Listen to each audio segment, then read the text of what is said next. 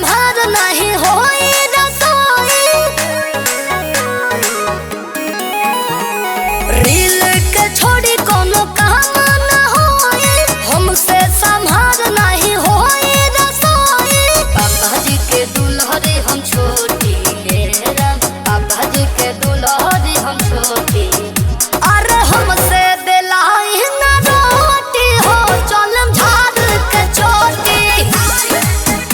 अरे केतनो चिलई है सासु मोटी हो, चलम झाड़ के चोटी।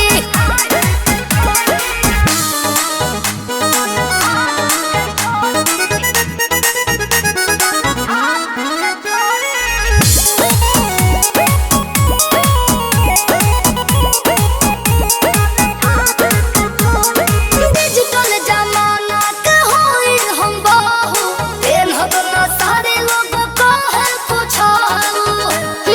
फर्क थोड़े पड़ी हमरा कुछो। नहीं पाँव में पायल कान बलिया पिया, हम तो मारी के घुमाब में कब गलिया पिया।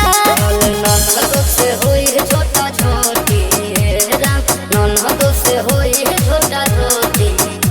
अरे हमसे बेलाई न रोटी हो, चलम झाड़ के चोटी। का करी केतनो चिलई है सासु मोटी हो, चलम झाड़ के चोटी।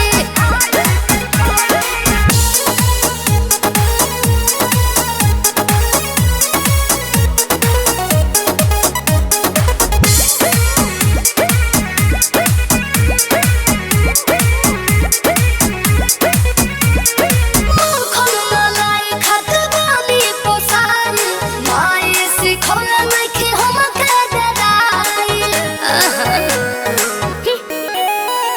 बढ़ाई जौन प्रिंस मोर बिटिया के, अलगे बा शौख हो सिलपिया के। होई बचपने के नोटी राम, होई बचपने के नोटी। अरे हमसे बेलाई न रोटी हो, चलम झाड़ के चोटी। का करी केतनो चिलई है सासु मोटी हो, चलम झाड़ के चोटी।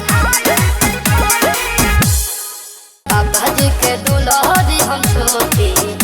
अरे हमसे